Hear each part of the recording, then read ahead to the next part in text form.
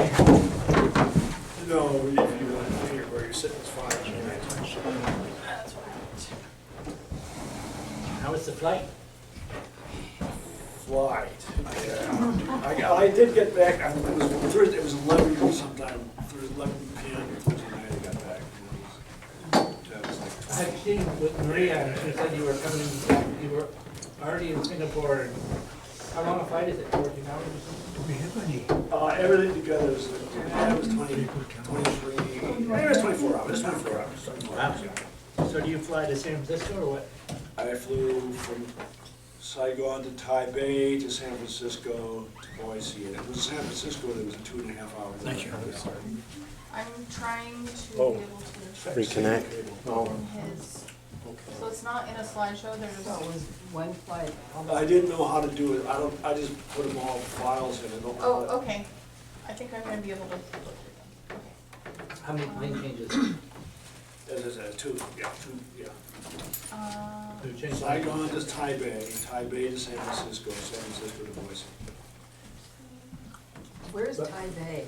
On the island of Taiwan. Okay.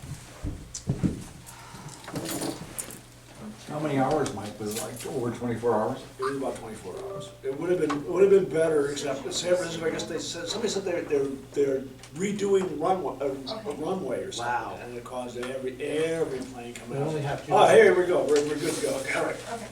all right. Okay, so we begin with the prayer. In the No. name of the Father, and the Son, and the Holy Spirit, amen. Glory be to the Father, and to the Son, and to the Holy Spirit, as it was in the beginning, is now, and ever shall be, world without end.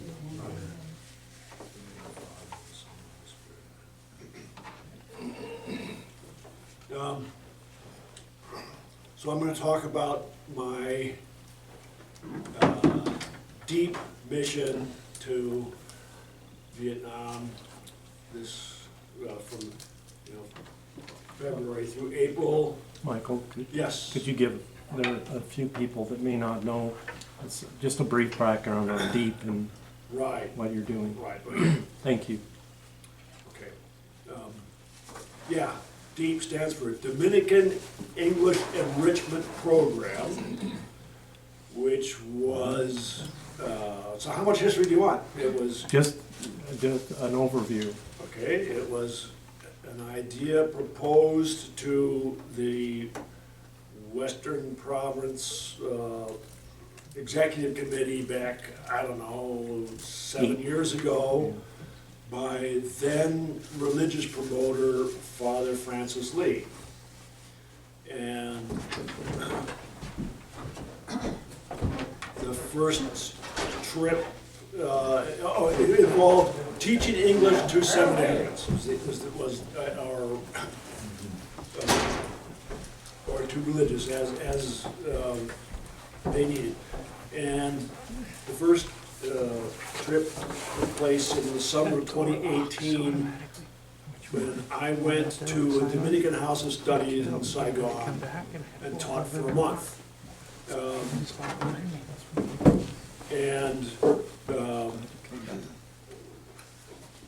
Thereafter, the Dominicans had a general chapter in Vietnam in 2019, so there was no program for teaching English that summer. And then after that, along came COVID, and COVID sort of wiped out several years in a row. So we began to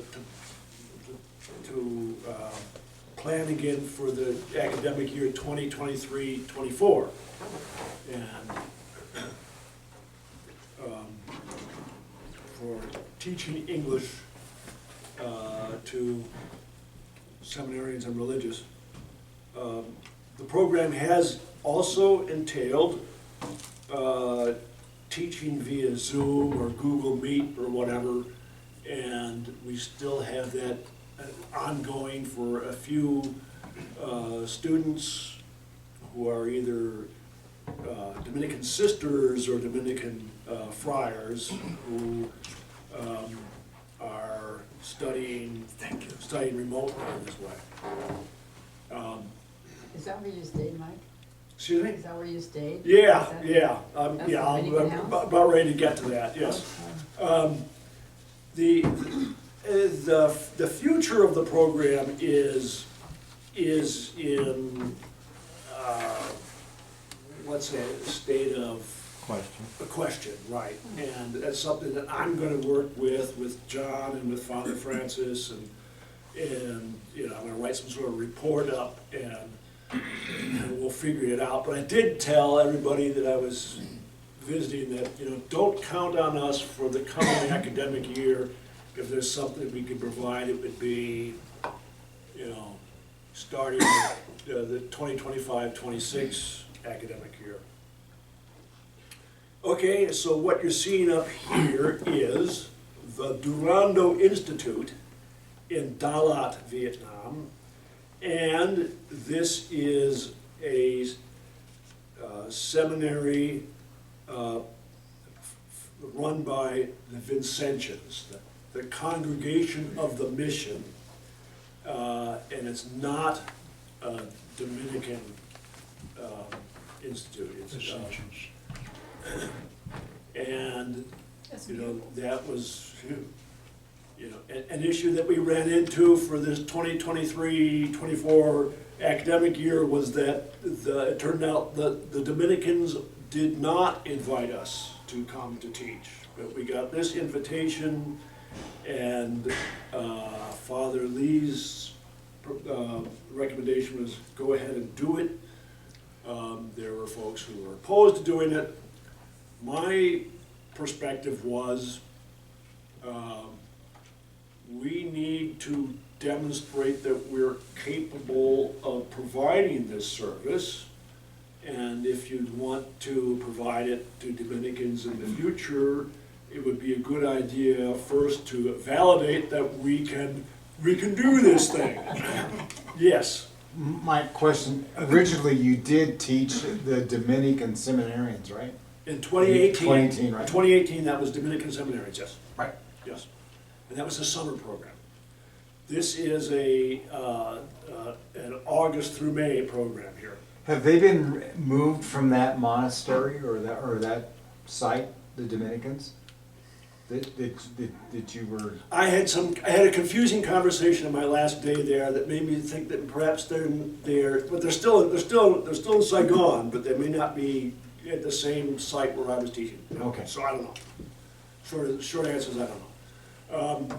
So this is the Congregation of the Mission, which is, you know, founded by St. Vincent de Paul, and this, although the institute is large enough, they had a couple of diocesan seminarians studying there. They had a couple of Benedictines studying there, and there is a sort of this new order that Anthony of Padua Society, where people would talk to him as, oh, you mean Franciscans? They said, no, Anthony of Padua Society. It's exists within the province, within the diocese of Vigne, I guess, and so they were sending some seminarians there. They were actually not there at the time when I was here. Okay, so this is, we're looking at the institute from sort of like the entrance, and you can go on to the next. This is in the city of Dalat, which is kind of, I guess you could call it Central Highlands. What are the red boxes, those people? No, those are tiles, or the red boxes. Those are tiles or something that they're gonna be, I mean, there's construction going on. Oh, I What see. you're not seeing here, to the right of where I'm standing to take this photograph, is a parish church under construction. But we are looking at most of the, you know, the institute. So going from 1 to 2 is not that easy a job, is it? It was doing it for me before, and I don't know why it stopped. So I'll keep on, while you're working on it, you know. Yeah, maybe you need to exit and re-enter. Maybe that's the only thing we can do. It doesn't look like my stuff at all, does it? So at this institute, we have 3 years of philosophy and 4 years of theology. And each of those years has about 8 to 14 students. Okay, this is from that U-shaped building. Now we're looking out from the balcony of the second floor. And this goes out to the city of Dalat. In this particular neighborhood, there's nothing like city parks. So folks come to the Institute to relax because the grounds are beautiful. Yeah. Okay. Sorry, I'm Yeah, just trying to go on to share number the 3, screen. yeah. What's on the ground there? Is It that says Earl? it's loading. That is like pavement, and that's in badminton courts. Oh, badminton courts. Badminton courts, every day from 4 to, these are very athletic people. And I reached the conclusion that you win Olympic medals on the basis of how much money you have, not on the basis of how athletic the nation is, because these folks are, the guys who come here and play badminton every day were like, looked like, Andre Agassi and Roger Federer or something, was a badminton player. And there was another place they played volleyball, another place they played football, soccer, and they would ask me if I wanted to play, and even if I wasn't 70 years old, I don't think I'd want to, waste their time and play with them, so, You need to do basketball or do this thing. yeah.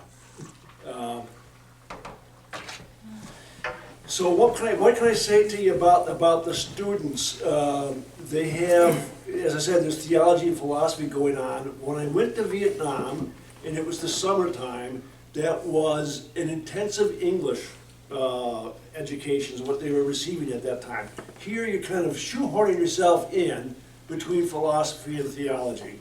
And that is, so that my students would have like one class of English per week. And I would go from, there's 7 classes, so I would go from one class to another. And How many students in class anywhere from 8 to 14 for you? per year, because that's, there's each year, They were by year. all in sections, I see. Yeah, yeah. This is a question as to culture and rhetoric. I know that when you were there in 2018, you mentioned that what made the Dominicans so strong at that time was the fact that they were so cloistered that the communists, in terms of how they viewed religion, couldn't infiltrate that Dominican order over there in terms of their rhetoric, because they'd be easily found out. You recall saying something like that? I'm wondering if that has changed with these other orders, if you see a difference in rhetoric or understanding of our faith over there. I mean, were you privy to that, or do you notice any changes, or? Because I know that communists. I'm hesitant to try to claim to know that much. But I will say, I've lived in People's Poland, and I've also traveled through Red China, and this is much more like People's Poland than it was like Red China. The churches have crucifixes. They don't have Communist Party member pictures hanging up in churches, and this particular institute. They are capable of having me come and teach. They said as I said, folks from the city can come in and play soccer or just walk around in their park. And they said, sometimes we'll let the police come in and hang out. And the result being that the amount of harassment we receive is close to 0. Right? So, this is, yeah, here we go. So if you can, I don't know if you can zoom, but behind, this is a picture of St. Vincent de Paul and a bunch of students. But behind it, and you get, we're kind of losing it, you have to go zoom up. There it is, Blessed Mother, yeah. And then there's this little guy carrying, this little stick figure carrying flower pots. That's what the grounds look This like, one here? and the rest of the neighborhood is, very, it's a mixture of third world and nice-looking houses. Yeah, it's a very interesting mixture, nice houses and third world, right smack dab together. But St. Joseph, another place. So between the Blessed Mother and St. Joseph, I would frequently go out to say a rosary outdoors. Those are really nice Yes, Yeah. and Dalat. I meant to say about Dalat is the climate is pleasant. It's really pleasant. I went there expecting to get cooked, like I got cooked in Saigon, and it's just I don't know if it's 98 in Saigon, it's maybe 86 here. Wow. And so every day it was just nice. Okay. So you saw the fish. They have. No, you're going too fast. Yeah, Okay. go back up to this thing, and you can zoom in. This is a pheasant. They have, and I can go back up again there. Yeah. They have, in addition to the fish ponds, they have a bunch of bird cages and stuff around. And It's a long tail for a pheasant. well, there's lots of different species of pheasants. There's Okay, more than one okay. species of pheasant. Okay. But yeah, what's kind of interesting about this is that when you're traveling, your mind can play tricks on you. And there's times when I felt like, I'm kind of an exotic specimen like this pheasant here. and then I realized that's not really what was going on. But they would have guest teachers come in to teach philosophy or theology, and when they would come in, they would call it an intensive course. And during that time, all the students would do would take the intensive course for a particular couple of years, like the philosophy 2 and philosophy 3 students. So I would have weeks where I would not teach a particular class at all. And this was kind of frustrating. Okay, you really wanted to bring in an English teacher, but you're not having them teach English, so what's that about? So you like had whole weeks off? No, I would teach a different class. There's 7 classes, Oh, I right? see. But there are some classes that I would not, Oh, I see. There were weeks when I would teach 2 classes and everybody else was off for an intensive thing. Right. So kind of interrupted teaching. It was interrupted, and so the administrative perspective is we want all of these candidates by the time they're ordained to have good English skills and be capable of being sent out into the world outside of Vietnam to mission work. Whether that was the goal of the students themselves is another story. But they really were not capable of balancing all of their objectives, right? And so when I said this was a trick my mind played on me, is that they really do want to teach English well, but they have to balance it off with these other things and all the demands put together more than they're able to deliver. Yes. So did you have a dedicated interpreter for you while you were there, or? All of my students have had English education in the past. Nobody started in ground zero. Absolutely nobody. Oh, at ground okay, zero. okay. And they all can read reasonably well. They all have a hard time. Their listening comprehension is not good. I was gonna say, the nuances are not there. Hey, we're not talking about nuances. This is, what did I say? What were the words that I just got through saying to you? Got it. If you saw it on a screen, you would read it. But if you had to listen to me say it, you would not be able to repeat it. Got it. Okay? Because the Vietnamese is very different than English. I think that, You ready to move to the next one? Yeah, let's move on. Okay. All right, so let's get the top. I'm gonna be This- pushing you forward just because we're. Yeah, this is time. beautiful. This is a, they call it palanquin. This is, there was the two big events, February 13th, and this is April 15th, and they have rosary processions by twilight, and in the evening. And parishioners and children are coming in from around the neighborhood, and this is, Mary's can you zoom in on Mary a little bit? Yeah, there she is. I see her. Yeah, and so she's being carried, there's 8 seminarians carrying her That's on great. this whole platform, and covered with flowers, and the next picture is from the front side. And, yeah, there she is. This is Is she holding Our the Lady baby of Jesus? Lavon, holding baby Jesus. And they were singing the rosary, praying, crowds of people going up, That's exciting. processing That's great. around and everybody's holding a little candle. That's There's little really girls dressed with angels like wings and stuff, and it was breathtakingly beautiful processions. Would they sing between the decades, or would Did I they say also- February 13th? I meant March 13th. March 13th. No, they sang The actual they decades? sang blessed, the Hail Mary, and the Vietnamese Hail Mary, and they sang the whole thing.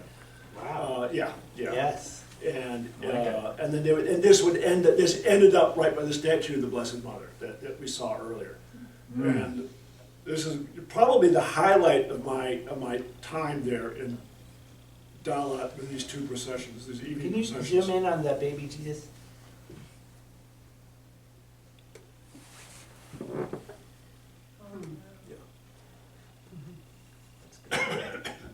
She's very Ornamental.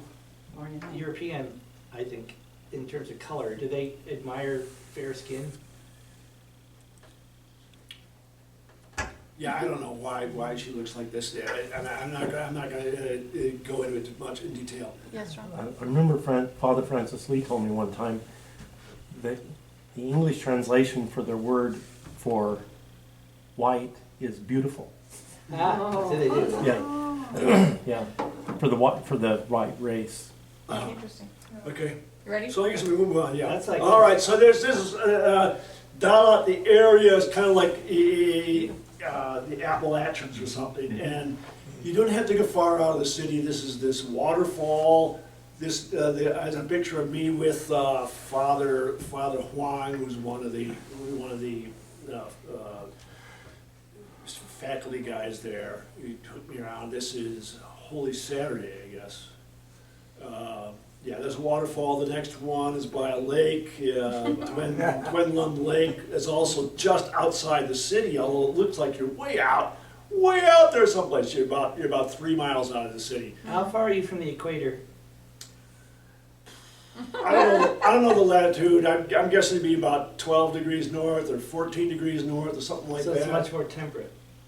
I mean, it's always, the seasons are. Well, less- the reason why Dalat is temperate compared to Saigon is that the elevation is higher. Now, I don't know the altitude either, but I'm guessing about 1,500 feet, 2,000 feet, something like that. Anyhow, that's why. It's all Chinese. That's why if it's 98 in Saigon, it's the 86 here, and it's holy cow, you can live in this place. Yeah. All right, so that okay, all right. So here we go. Next, So this is in front of the Domaine Marie Church, which is not far away from the Institute, and this is the Convent of the Daughters of Charity, which is another arm of the Vincentians. And so the Daughters of Charity have their convent here, and this is also beautiful grounds where people from all over the town go over, wander around in the grounds. And the picture there is Father Jesus Arellano, who is from Vincentian from Spain, who was teaching Spanish and English at the time that I arrived, and he left, went back to Spain a few weeks before I left. But he was a good friend who kind of taught me how to walk around the city. Nobody else, the seminarians were cloistered within the Institute, and I would wander off with Father Jesus, and that's how I learned to kind of navigate my way around Dalat. Anyhow, so this is, yeah, the Daughters of Charity are here. Inside the ground, there was a plaque to Saint Elizabeth Ann Seton, who did not actually succeed in getting her congregation into the Daughters of Charity while she was alive, and this is due to the Napoleonic Wars. But after she died, her congregation became, Sorry. That was. yeah. Wow. All right. All right, Okay, so yeah, ready next for one the after next that. Okay, so, Okay, here's arm number 3, the Osanam Society, which is the equivalent of the St. Vincent de Paul. And these people are really good. So what we typically do on Sundays is we would go out, they would say, we have our pastoral visit, but sometimes we would just follow them around. And they knew where the people in need lived. And you'd be going down there, you'd go on this street, nice looking storefronts, and there'd be this little narrow opening. You go to the narrow opening, and it plunges, the sidewalk plunges down into tenements where people are living in absolute squalor. Everybody has their own story. There's the guy that his kidneys are failing, he's going blind. There's a lady with an advanced state of gout, and her fingers are kind of crumbling away, and they know exactly where the people live, and they're doing their homework. Really proud of these people. Osanam Society, so that's the equivalent of St. Vincent de Paul. And so when I get back to the St. Vincent de Paul people and the Sacred Heart, we'll talk to them about the work that these folks do in Dalat. And a lot of the seminaries said, why are you interested in becoming Vincentian? They say, I want to help the poor. I said, and I just accepted that as an answer. But a few of them would say, and I want to, be able to say Mass, administer sacraments, and do the things that a priest has to do. Because if we're just talking about helping the poor, these folks are doing a really good job. I mean, I was surprised when, if people can't go to the hospital because they can't afford it. Well, what about socialized medicine? Yeah. They can't afford it. But these folks know who are able to Correct. find you and help you. Yeah. Is it Okay. because it was corrupt? Like they Well, couldn't afford it because it was corrupt? I mean, it's going to cost money to take care of people, right? I mean, there's no way around it. Communism doesn't work? I agree. Shock. So St. Catherine Labouré is a member of the Daughters. Yes. Yes, thank you. This is an orphanage it's not far from Dalat in the town of Tanum.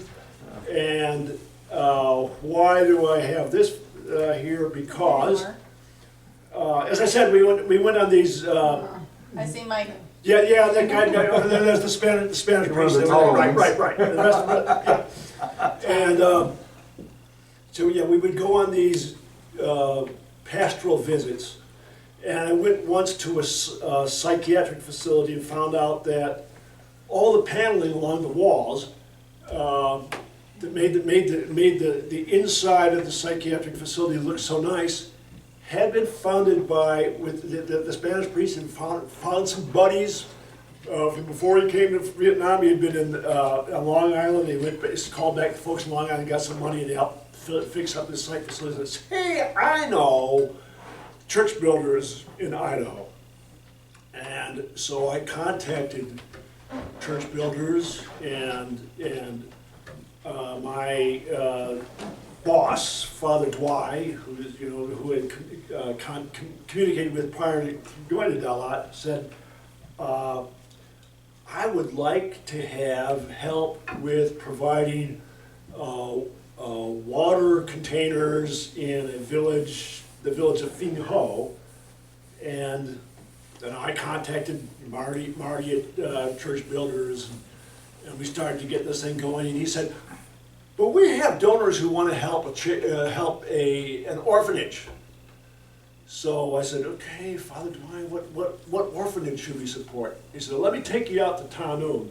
So this is the orphanage that he proposes to become supported by church builders when the donors would say, I want to help an orphanage. He said, well, we got one for you. It's here in Tanoon and, about 12, 15 miles away from Dalat. And this is 46 kids taken care of by 4 sisters. And this is not, they are not Vincentians. It's a different Holy Spirit, something, yeah. The Holy Spirit, something or other sisters.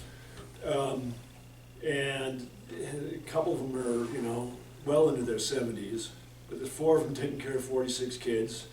They're doing a pretty good job. But that, part of why I walked away from this, hey, yeah, I can get church builders to maybe help some people out here. Okay, thank you. That's the orphanage in Tanoon. Here we have a picture of the Dalat Dominican that I met, Ein Long, who actually also teaches occasionally at the Durando Institute. He teaches eschatology, easy for me to say, yeah. And he lives in a Dominican, it's less than a priory, I guess it's just a Dominican community in Dalat, and said, what I'd like to do is have something like it was my term, a Newman Society, a place to help people who go to, Catholics who are going to Dalat University, which is a secular university in the city. And he said, yeah, it'd be great to have somebody come over and help teach English. And I said, okay, great, I'll keep in touch with you. And so he's my Dominican contact in Dalat. Okay. Go on to the next.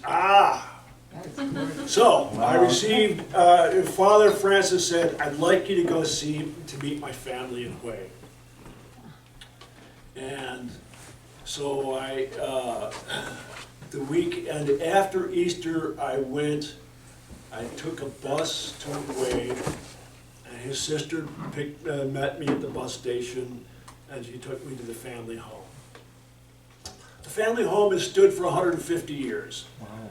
Father Francis has roots. Yes, I mean, you can zoom in on this dresser. It's all exquisite work. I have to imagine that the family was, worked for the emperor or something. And he said, have you gone to see the monument to our ancestors? So he got a graveside for his grandparents, and a monument for the last 10 generations of the well, we call it Lee, but it's the Lay family. And so you go on to the next one, and you'll see the rafters. You can close it. Yeah, that's the way the whole thing is built like this. The house. Yeah. So I said when I was in Dalat that there was nice houses and mixed with, ramshackle third world stuff. Father Lee comes from, what had to be upper crust. Yeah. Money. I think this has a lot to do with his motivation. He says, gee, I left my family and my heritage behind, And that's okay. Let's move on. Here we are in a Benedictine monastery, and there is his sister-in-law, niece, and nephew. The nephew actually went to college in Western Washington and got a degree in computer engineering. And the niece is a little bit younger. She's just started medical school. It was their idea to go to the Benedictine monastery, and they said, yes, because this is the monastery from which some of my students in Dalat had come to get their philosophy and theology training, because at the Benedictine monastery, you go in there to become a monk, and you do monkly things. But if you really wanted to become, if you want to be ordained, then you need proper education. So this monastery sent about 4 or 5 of their monks to study there, and they were probably among the most pleasant students that I worked with. They were they're all about 40 years old now, you know, and so they're here for a specific mission of getting the training so they can be ordained. They've already been in religious life for a considerable time, and. You ready for the next one? Yeah, keep on going. Yeah, that's their monastery. Wow. Outside, it's outside of Hue a little bit, and one more. And Is you that see their bell tower, or what is that? that pagoda-like thing. I don't know. It looks Max, like I mean, there's Easternness in their Catholicism that maybe it's a bell tower. I don't know. I just saw the whole thing. Hey, this is great. I took a photo of it. There's a statue of Saint Benedict at the front of the monastery, and you know, I'm sorry. okay, yeah, down there there's a bunch of writing about his life. Okay, and so Father Francis's sister-in-law also took me on a boat cruise around the Perfume River in Hue. I'd never heard of it. It's only about 30 miles long, but it's a beautiful river. Does it smell like perfume? I think they call it the Perfume River because folks threw flower petals in there a certain time of year. And you go on to the next one, and at the end of the boat cruise, you end up going to this pagoda. And so I was just only there for a weekend, but it gave me an appreciation for you know, Father Francis's life that he left behind when he came to the U.S. And the exact year I don't know, but there was a sort of a cutoff year, 1986. Between 75 and 86, it was an iron-fisted sort of Stalinist regime, but from the get-go, they were more aligned with the Soviet Union than with China, for historical reasons. Because the Chinese for centuries have been, you know, the imperialists that you really have to watch out for. So in '86, what happened was perestroika, glasnost, and all that stuff. Gorbachev caused a change in the Vietnamese government and the approach the government took towards religions. It suddenly became much milder in '86. Before then, sisters were dragged out of their convents, go work in the fields, go do some honest work, get out of this convent, work in the fields, or work in the factory. Then after '86, yeah, you can go do your stuff. So like And they know, and they know, like we were talking before about how some of the folks who are sick can't afford to go to the hospitals. Well, the government also knows is that the churches, you know, the Catholic Church, even the Buddhists to some extent, they are providing social services that the government is not capable of providing. And You for don't that have to reason, pay for it. and for that reason, they are tolerant. Yeah. Okay. Thank you. That was way. Okay, yeah. Where are we Do now? you think also the fact that in Russia they're promoting the Orthodox faith that led them here in Vietnam to sort of promote the Catholic faith? I don't know. I don't know. I think it was, I mean, there's Catholicism. Catholicism has roots here. You know, the Vietnamese, the martyrs. Oh, yeah, but I just The mean that French. because Russia is taking the position that Orthodoxy is good and Putin goes to different churches and gets photo ops, that would make it much easier for these Yeah, communists. excuse me. The Russian connection probably broke off as soon as the Soviet Union was dissolved. Dissipated, But their independent, their desire to maintain independence from China Is strong. is strong and is not easy because this is this huge power directly to the north. But they have their reasons, their historical reasons. You know, they have their buddies with the Koreans, their buddies with the Filipinos, their buddies with Thailand and countries that can help them maybe maintain their sovereignty and national identity, right? So here we are. This is my last day. I left Dalat and I went to Saigon for one day, and I was met by the Dominican sisters golf up, and, let me see if I can find Sister Susan in here. We can zoom in on her. Yeah, there she is, Sister Susan. Well, you look like- Yes. You look like Goliath here. Yeah, I know, yeah, and the sun is kind of hit me in the head, and yeah. Well, I just mean you're so Well, tall. yeah, this is, most of these are folks from, are children in an orphan, there's another orphanage. Oh. They took me to an orphanage that's also run by Dominican sisters, so the sister on the far, two sisters on the far left work here in the orphanage. Sister Susan, however, works in a convent inside Saigon. I have been teaching her nuns now for 2 years almost, as has Susie Barrett? Sorry, I forgot her name, from Blessed Sacrament Chapter in Seattle, also by Zoom, as they're teaching sisters from this convent, and they are blessed people to work with. I should say that, for instance, when I was teaching and I'd have Joseph, Peter, and so I would say, okay, Peter Hua. And so I try to use your Vietnamese name. This is at Toronto Institute. And some of the students were, did you hear his pronunciation? Come on, Peter. But the nuns here, as soon as I was over trying to, they would just help. They wanted to help. They wanted to. Oh, that's yes, wonderful. yes. Wonderful. Ian by, I mean, they're wonderful. They're wonderful. They're people. teachers. Wonderful people. Wonderful people. Yes. Okay. The last one is this is at the cathedral in Saigon. It's being reconstructed, but you can see the statue of Mary behind us, and that is a Dominican friar. He's a deacon. He's going to be ordained priest in September. Excuse me, August. Yeah, August 8th. August 8th. That's a good date, right? A good date to be ordained.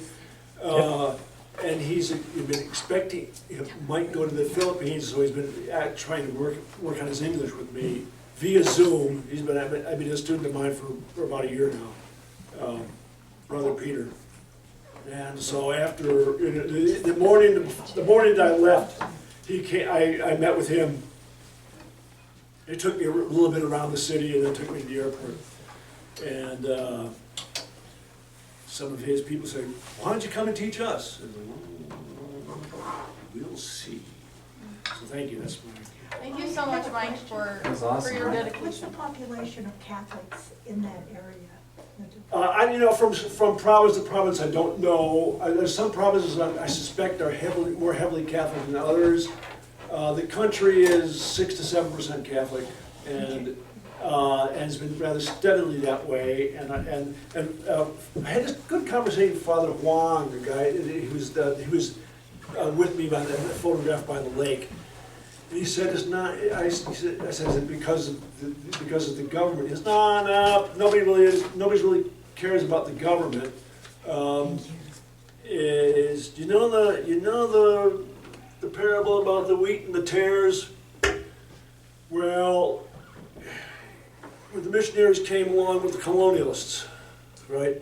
So one of the problems is a lot of people are hesitant to embrace Christianity because it's the invaders' religion. To the French. Yeah, So do they right. speak French at all? The French are the ones French was the foreign language of choice for people over 50 years old. Yeah. And if you're under 50, you learned English. I mean, And now, is your French better than your English is? I hope so, because the English isn't really that good. All right. So, thank you so much for sharing with us, Mike, your work. And Yeah, I was supposed to take a half an hour, took an hour. Right? yeah, and that's why I'm kicking you off. No, it's fine. I'm done. We went through all the pictures. No, I Very I love fascinating. it. That was really excellent, For Mike. Thank sharing you. with us. Thank you. Bye, guys. I'd like to take you. And we Get can your seat back.